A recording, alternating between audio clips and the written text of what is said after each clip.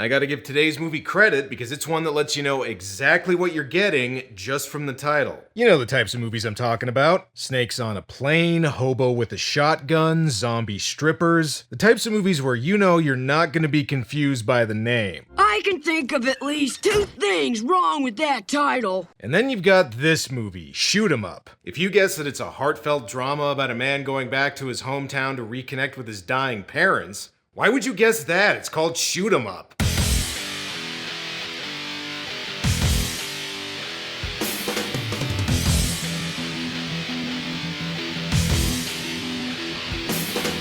Okay, after that last episode I did, this time I think I'll change things up and do a movie that actually has a decent budget and some famous actors in it. Shoot 'Em Up is a 2007 action flick that's the brainchild of writer-director Michael Davis, who prior to this had mainly directed lower-budgeted indie flicks like the horror movie Monster Man, as well as being a writer on stuff like the Prehysteria series and Double Dragon, and working as a storyboard artist on Tremors, Teenage Mutant Ninja Turtles 2, and Encino Man. Well, that's quite the varied resume. How the hell is this the first time he's showing up on this channel? With Shoot 'Em Up, Davis wanted to pay tribute to the kind of hyperkinetic gun battles found in Hong Kong action flicks, particularly the ones directed by John Woo. In his own words, Davis wanted the movie to be a ballet of bullets. Maybe the sort of the outrageousness, or people think this because I've piled on so many action scenes, one on top of the other, that it becomes way larger than life. But for me, I'd rather have more action scenes than less. Okay, more action than less is a pretty good attitude to have when making an action movie. Hollywood's done Hong Kong-style action before, The Matrix probably being the most famous example. So let's see how this one stacks up. By the way, I mentioned in my review of In the Mouth of Madness that whenever I see the New Line logo, I always sort of expect the Mortal Kombat theme, but this one starts out a little differently. Okay, I take it there's gonna be shooting in this movie. Here's our main character, Mr. Smith, played by Clive Owen, and you can really tell he's somebody you don't want to fuck with because he even eats a carrot like a tough guy. Do you feel lucky, Doc?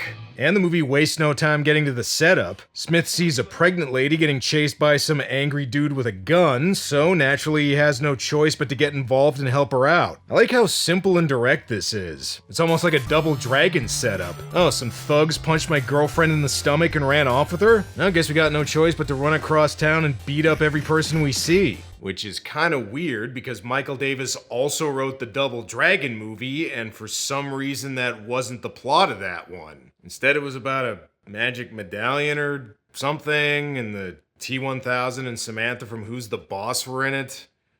There was some guy who looked like a punk rock hemorrhoid. I should really do the Double Dragon movie someday. And the movie's called Shoot 'Em Up, so it figures even the pregnant lady's got a gun. Although it's important to note that guns aren't the only weapons here.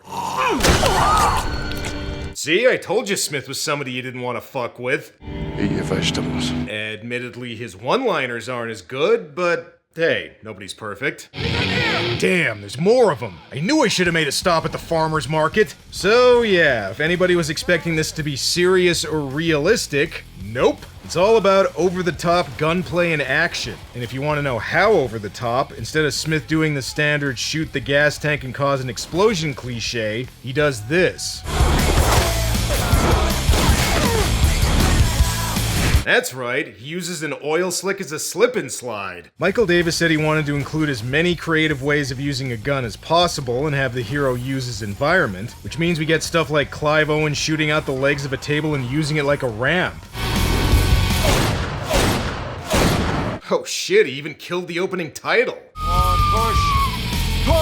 Oh right, the pregnant lady. To help with the birth, Smith's gonna point the gun at her pussy and tell the baby to come out with his hands up. Okay, that doesn't happen.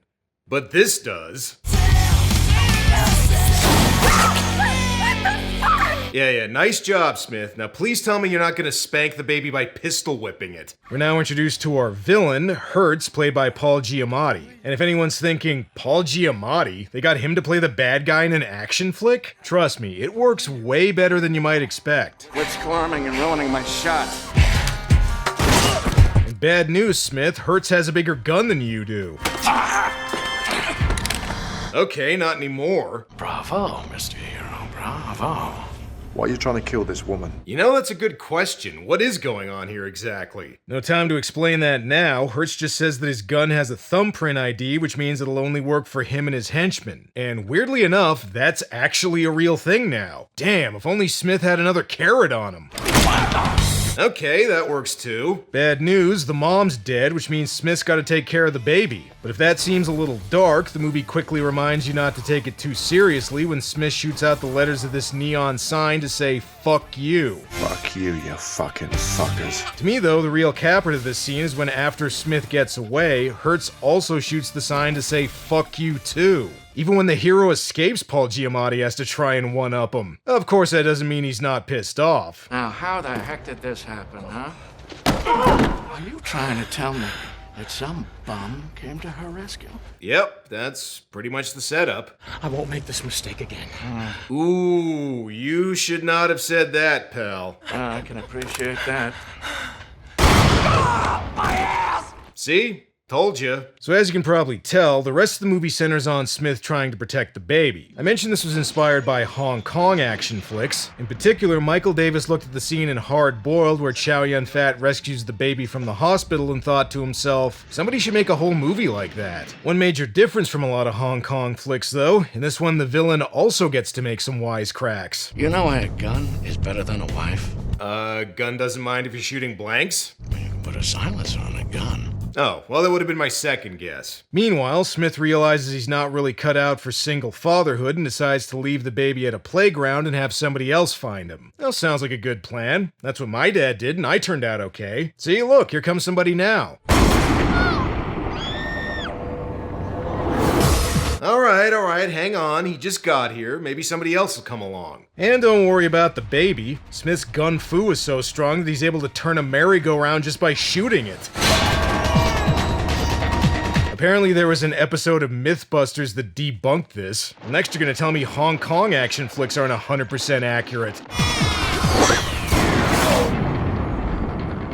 Fuck me sideways.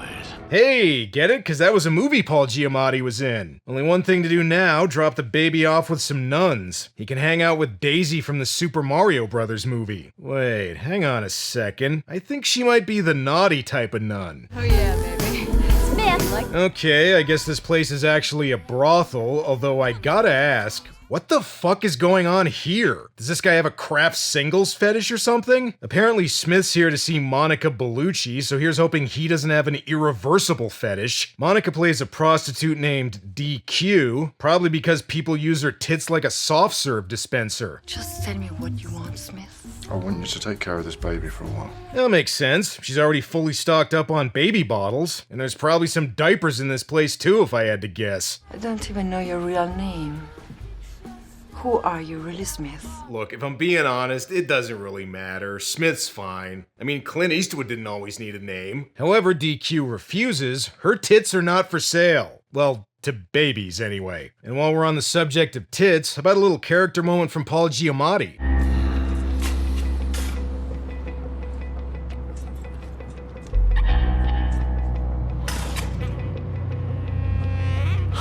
You know, I'm beginning to think Hertz might be a bit of a creep. This does, however, give him an idea of where Smith may have gone. This lady's baby needs to be fed. Find me every wet nurse, lactating hooker, and mammary on tap in the city. Well, you heard the man. Put out an APB on some double Ds. And I guess DQ must have the most famous tits in town because Hertz is there the very next scene. That was quick. Scram, fellas. Give me a moment alone here with I love that Paul Giamatti's playing an atypical action movie bad guy here. He looks like the world's most evil accountant. What's up, Doc? Alright, take it easy, Smith. I already made a Bugs Bunny reference. Oh, you're a wascally wabbit. Okay, again, some people might think Paul Giamatti's a weird choice to play the bad guy in an action flick, but he's got a real knack for saying lines like that with just the right amount of tongue-in-cheek. But you're not wascally enough. See? What'd I tell you? By the way, I mentioned that Hertz's guns have a thumbprint ID, but luckily for Smith, he figured out a way around it.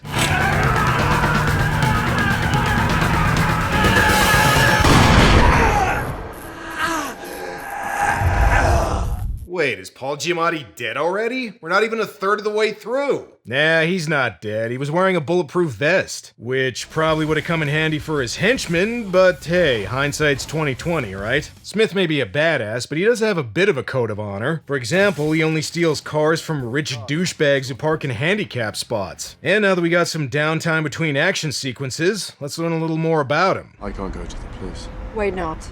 I'm the Unabomber. They caught the Unabomber. Alright, you got me. I'm actually the Zodiac Killer. Well, whoever Smith is, he's pretty inventive. Not only does he get the baby a bulletproof swaddle, but he also uses a rat for a key as part of some weird Rube Goldberg-esque door lock. This is the kind of security system Batman would have if he were homeless instead of a billionaire. I don't know if Smith's the Unabomber, but judging by his place, he might be Jigsaw. Oh, and it figures he's also got a carrot grow up, but no matter how cleverly his place is hidden, Hertz still finds out where he is right away. How the hell is he able to find people so fast? He sees things we don't. He was once an FBI profiler.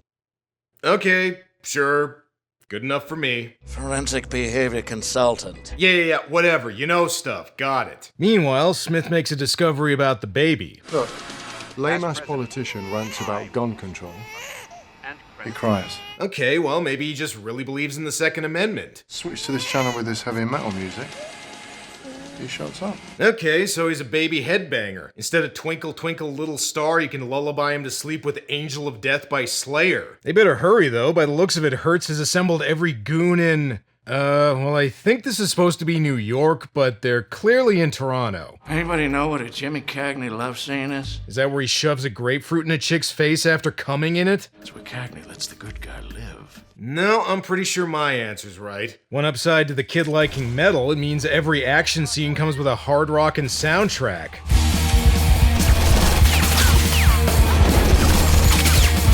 And that is about all I can play without risking the video getting flagged, but the director knows that if you're gonna make a movie called Shoot 'Em Up, it should have a kick-ass soundtrack. He also manages to get most of the aesthetics of John Woo-style action flicks down as well, right down to the hero leaping through the air in slow-mo while gunning people down. All it's really missing is copious amounts of doves flying around.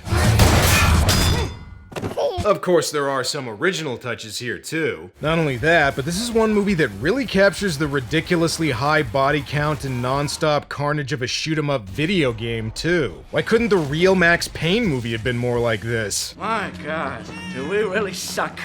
Or is this guy really that good? A little bit from column A, a little bit from column B. And Smith's not just good at shooting people, he's also got a knack for figuring out what the hell is going on with the plot. You actually think that Oliver's mother lived near a heavy metal club and that he could hear the music while he was still inside the womb? Hey, makes perfect sense to me. Well, this must be the club. I wonder what the music here's like.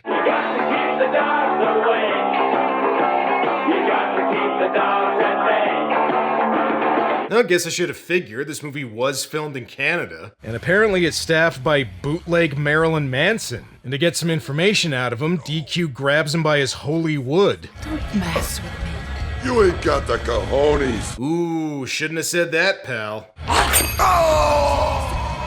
See? Told you. Alright, asshole. Tell us what's going on upstairs. You won't be having any sweet dreams for the rest of your life. And what the hell is this? Everyone in here came pre-shot up. Smith was hoping to have another action scene. This is pretty fucked up. You just saw a guy get his dick ring ripped out. Okay, so as far as the plot goes, they discovered that this place is a maternity factory where several women were all given sperm from a single donor, so that the kids could be used as bone marrow donors, and now some mysterious people want the mothers and babies dead. And speaking of dead... Okay, I just want to point something out. How is it that Jack Frost didn't have a single scene where somebody gets killed with a carrot? And this movie's had 2 and we're only at the halfway point. Okay, well now that you know something shady's going on, better contact the authorities and lay low for a while. I hate those lame action movies where the good guy calls just one person who ends up betraying him. Yeah, that's right up there with killing baby seals. Wait, what action movies do they kill baby seals in?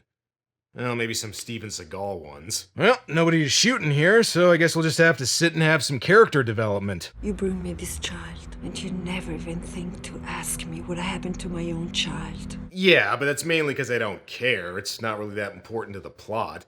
I was just figuring we could chill here until the next action sequence. Hey, I'm sorry I never asked about your baby. Is there any way I can make it up to you?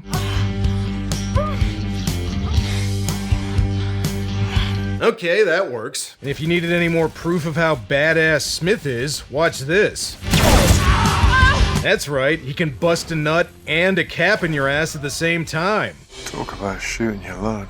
Again, though, he's really got to work on those one-liners. He also finds out these goons are all using guns manufactured by a company called Hammerson and decides to investigate. And whoa, what the hell's going on here? We gonna have a tank battle in this movie? Nah, Smith just wants DQ and the baby to hide out inside it, figuring they'd be safer in there. I can't argue with that logic. And he also makes things official with DQ by giving her a pistol engagement ring. Ted Nugent proposed the same way. But to get him in there without anyone noticing, he's gonna need to create a distraction. Hate it when parents hit their children. How would you like it if I spanked you?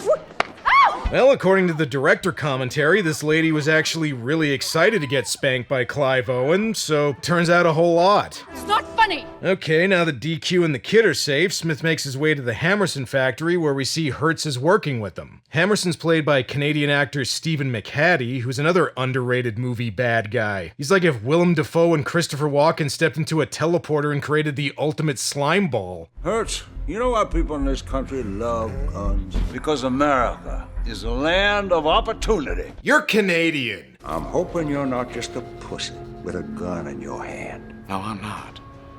I'm a tough guy with a pussy in my hand. And again, I gotta give props to Paul Giamatti. He is one of the best there is at delivering lines like that. Well, Mr. Bunny, you just keep going, don't you? See, he even made that line sound good. And he also seems to have figured out Smith's backstory. I found out how your wife and son were killed. Some guy walks into a burger joint. He starts shooting up the place. Oh my God, what a shame. Wait. So let me get this straight. His origin story is he became a gun-toting badass after his family was gunned down in a burger joint? You're telling me he's Frank Whitecastle? Whatever. The important thing is he became a gun-toting badass, and this time he even supplants his skills with some Kevin McAllister-style traps, except the bad guys aren't going to be getting back up after these.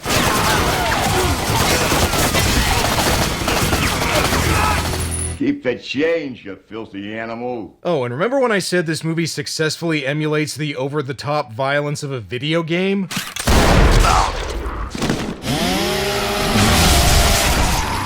The director said he wanted to include as many creative ways of using a gun as possible. What he didn't mention is that he also has creative ways to kill people using a carrot. God damn it, Smith! Alright, slipping a little bit in the lines there, Hertz, but still, well delivered. Alright, after that action sequence, time for another exposition dump. Literally, since the baby's shit is what clues Smith in on what's going on. The babies were being harvested by a senator named Rutledge who has cancer. He's also running for president on an anti-gun platform, which would put Hammerson out of business, so Hammerson's trying to kill the babies so he can't get his bone marrow transplant and become president. It would also be really bad for Smith. With no guns, he'd be forced to kill people exclusively with carrots. And he also wouldn't be able to do stuff like this.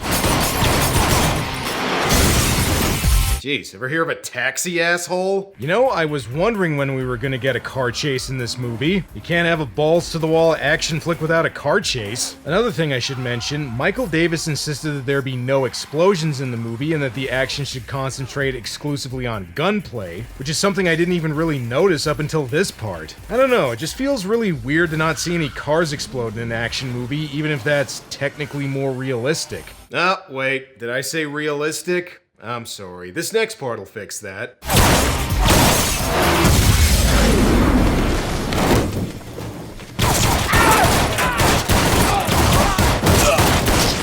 Okay, that part makes up for not having any explosions. So much for wearing your seatbelt. Although again, wish the one-liners were a little better. And oh crap, Smith forgot about the baby.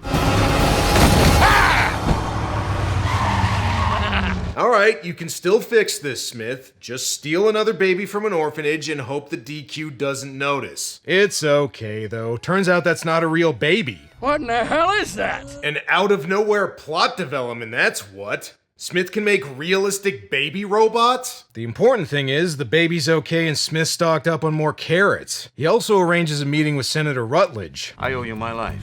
So this is where you get to do all those hookers. Ah, come on, I don't do that here. I fly to Little St. James for that. And how's this for a shocking revelation? Turns out Rutledge is actually in cahoots with Hammerson and Herz. You see, Rutledge called us and he offered us a proposition. In exchange for his life, the senator promised to protect our rights. Yeah, whatever. Just get to more shooting, okay? Guns don't kill people, but they sure help. Alright, I'm just gonna say it again. Paul Giamatti gets all the best lines in this movie. So all of a sudden, this movie went from an homage to Hong Kong action flicks to Air Force One, except instead of a politician saving the day, he's a bad guy who ends up getting killed.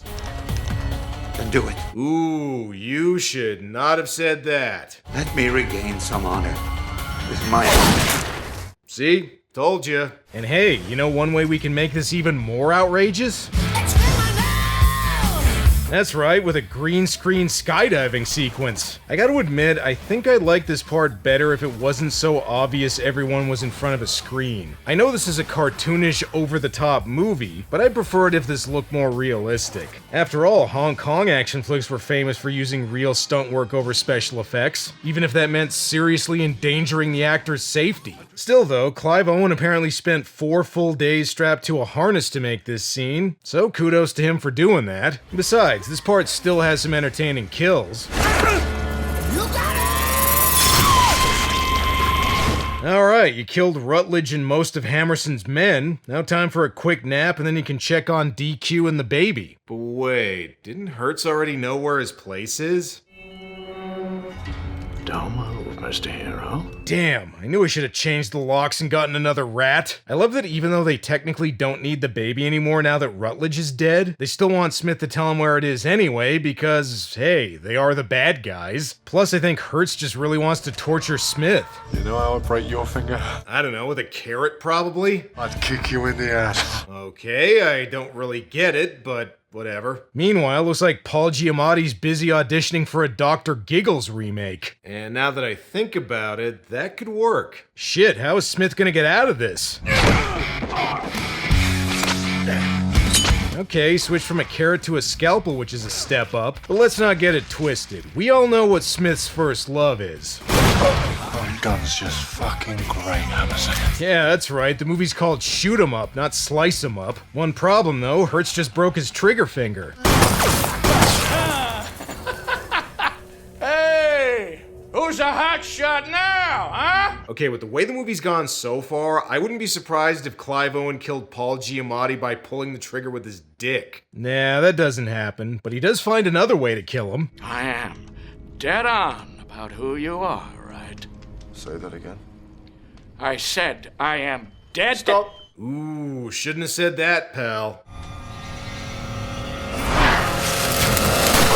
Well, Clive Owen's been munching carrots like he's Bugs Bunny for the whole movie, so I guess it's appropriate he kills Paul Giamatti like an R-rated Looney Tunes cartoon. I wonder if there's an alternate ending where Clive Owen kills Paul Giamatti by shoving a stick of dynamite up his ass. What the hell? Paul Giamatti's still not dead yet? Is he actually Wile E. Coyote?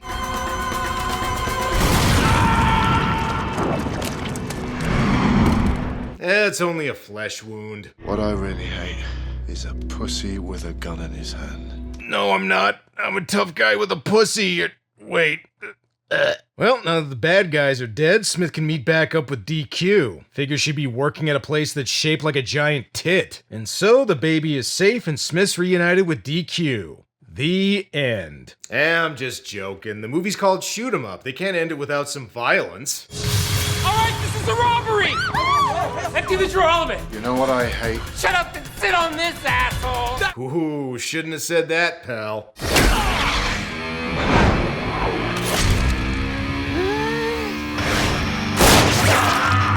See? What'd I tell you? So that's how the movie ends, with Smith finally combining guns and carrots to kill people. Seems like the most logical way to do it to me. So there you have it, that's Shoot 'em Up. And if nothing else, This is one movie that cannot be accused of false advertising. Listen, if you go into Shoot 'em Up expecting a gritty, realistic thriller, you're in the wrong place. If, on the other hand, you just want to see people do cool things with guns, regardless of how ridiculous and over the top they are, this movie is for you. I've heard some people describe this as a spoof of action movies, but I don't think that's really accurate. Yeah, it definitely doesn't take itself seriously and has a sense of humor, but it also makes sure to deliver on the action part. It's also really helped by its cast. Clive Owen plays the stoic badass role really well. He's almost like a grungy version of James Bond. What a piece of crap. But my favorite has got to be Paul Giamatti. You can really tell he's having a blast playing a slimy bad guy, and he gets a lot of the best lines in the movie. As far as the plot goes, it manages somehow to be both kinda threadbare and needlessly convoluted at the same time. But honestly, that doesn't really matter in a movie like this. If you go into a movie called Shoot 'em Up expecting a richly nuanced plot, that's kinda on you. Despite delivering exactly what it says on the tin, Shoot 'em Up only got mixed reviews and didn't exactly set the box office on fire, making only $26 million against a budget of $39 million. But like so many other movies featured on this show, over time it started to get a cult following. Well, nice that the movie's starting to get more of an audience, but according to IMDb, it looks like Hollywood hasn't really given Michael Davis another chance after this. I wonder what he's up to now. Hello! Hey, Brandon, are you there? Oh, there you are. Michael Davis here, and I will answer your question. I'm making a follow-up to Shoot 'em Up, and it's called Blast 'em Up. Okay, so what's that gonna be? Like a drama about a guy going back to his hometown to reconnect with his family? What? No. Maybe I shouldn't call you Brandon. I should call you Brand-duh.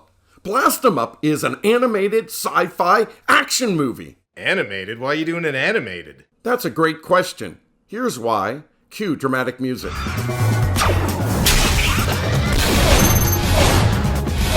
Blast 'em Up is a sci-fi follow-up to my film Shoot 'em Up, starring Clive Owen.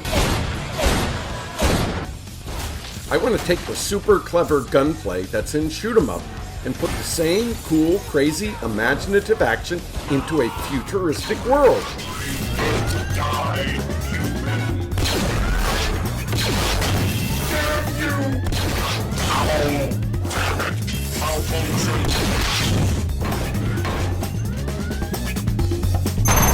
There's one big problem getting Blast 'em Up made. Every studio I showed the script to shot me down. Even though many fans said, Shoot 'em Up is mankind's greatest achievement. The film wasn't a hit, so there was no way anybody was going to give me the money to make a big sci-fi movie about a band of space thieves who attempt the greatest heist of their careers only to encounter aliens bent on destroying mankind. Because I love making action movies so much... Bring 'em out! Then bam! Oh cool, he fried them! I decided to say, blast you, Hollywood. I'm gonna find a way to make it myself. I taught myself computer-generated animation. I created everything in the Blast 'em Up footage you've just seen, from animation, set, spaceship, and prop design, plus the lighting and camera work. I feel so empowered. Nobody can stop me from making a movie. Whatever fantastic idea I come up with, I can now put into an animated film. High-quality feature film animation can now be produced by a single animator. I hope Blast 'em Up is a revolution in feature film animation, because I'm going to teach others my process in hopes of inspiring future solo animation wizards to make their own CGI movies. I'll do this through detailed making-of videos, and I'll be appearing on several Movie Geek YouTuber shows to talk about the making of Blast 'em Up. These Movie Geek YouTubers are supporting the film. I'll be a guest on their shows where I'll also tell my funny and horrific stories about the film business. I am so grateful for their backing. Hey, did you like how I put your channel into the pitch? I love your logo. Alright, so if Shoot 'em Up was a ballet of bullets, is this gonna be like a rodeo of ray guns? I don't think I would use a description that stupid, Brandy. What were your other ideas? A buffet of blasters? Phaser Fun Fest? Laser Lollapalooza? But seriously, Shoot 'em Up had a bunch of cool gunfights, and Blast 'em Up is going to have a bunch of awesome blaster fights. But here's the best way to describe it. Blast 'em Up is a sci-fi heist film. It's sort of like a futuristic Italian job. What a way to make a living. Even though our team is a bunch of space thieves, they really are good guys. I'm doing good. is just good business. Sorry. I'm animating Blast 'em Up all by myself, but I need the help of movie and animation fans to make it. That's why I've created a Kickstarter campaign. Please back it if you can. Most computer-generated features cost tens of millions of dollars, sometimes $100 million. I just need $80,000 to fund all the stuff I can't do myself. I need great voice actors, maybe even a star, and performers for motion capture shoots. Hard drive storage, CGI models, and mocap processing fees need to be covered, plus money for a composer and a professional soundtrack design. I am making a bunch of cool rewards for the support. You can even be a featured extra in the film. All backers will get to see Blast 'em Up at a virtual premiere, months before it shows on the popular streamers. Remember, if you can't contribute, you can still help by sharing the project on your social media. Okay, well, thanks for stopping by. It's not often I actually get to talk to the directors of the movie I do on this show. No problem. I'll let you get back to making dick jokes about monster flicks, or whatever it is you do. Wait. Before you go, can I ask you one question? Sure, what is it? What was the deal with the Double Dragon movie? Whoa, that's a big question. Look, I'll tell you about it later. I gotta get back to the Blast 'em Up Kickstarter campaign. Michael Davis, out. Well, it's pretty cool I can get people from the movie just by mentioning them. I wonder what Monica Bellucci is up to.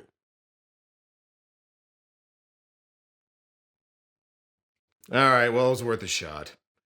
Well, that's all for now. Until next time.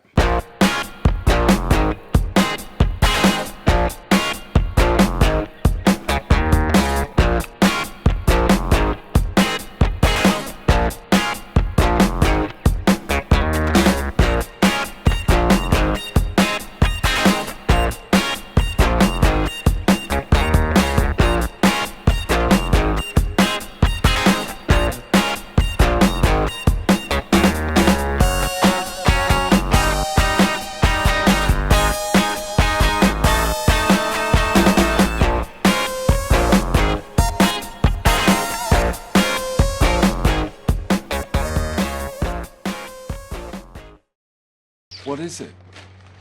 It's a baby's diaper.